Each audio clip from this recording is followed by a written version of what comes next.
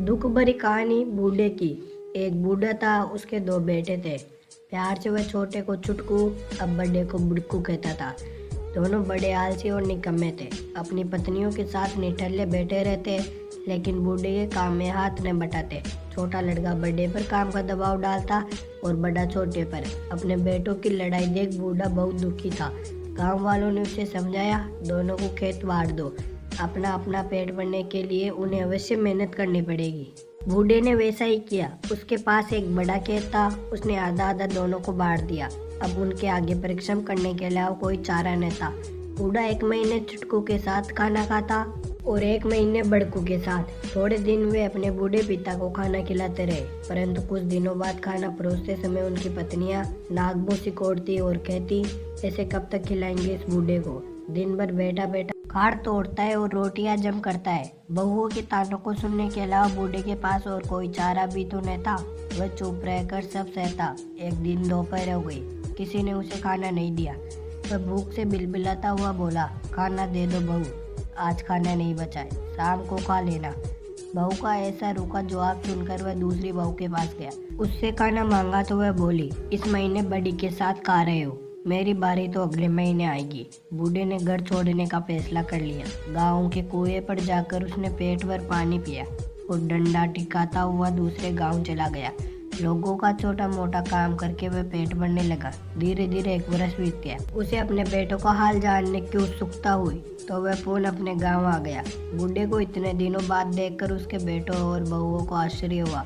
बड़ी बहू ने उसे गौर से देखा। उसकी नजर कमर में लटकी थैली पर अटक गई। वह सोचने लगी, मजदूरी करके लौटा है बूढ़ा, इसकी पोटली रुपयों से पैसों से भरी है।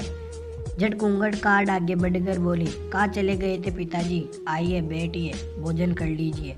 छोटी बहू ने जब ये सुना तो उसे बड़ी तसल्ली हुई। वह सोचने लगी, अच्छा हुआ मेरे घर आकर नहीं बैठे, वरना कौन करता बूढ़े की सेवा। चुटकू की नजर थैली पर कुछ देर से पड़ी।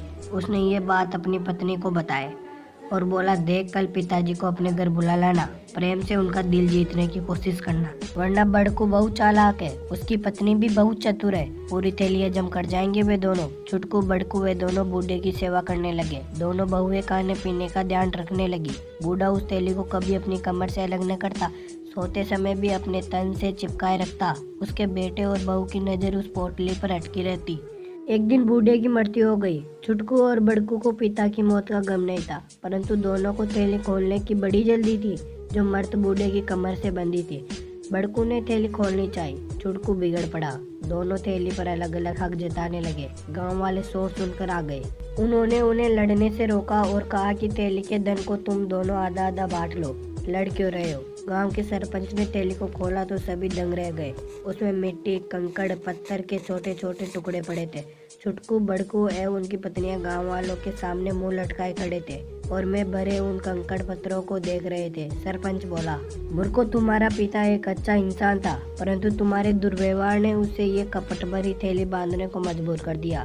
तुमने जो बुरा व्यवहार उसके साथ किया था, उसका फल तुम्हें मिल गया। उठो और अपने पिता के अंतिम संस्कार की तैयारी करो।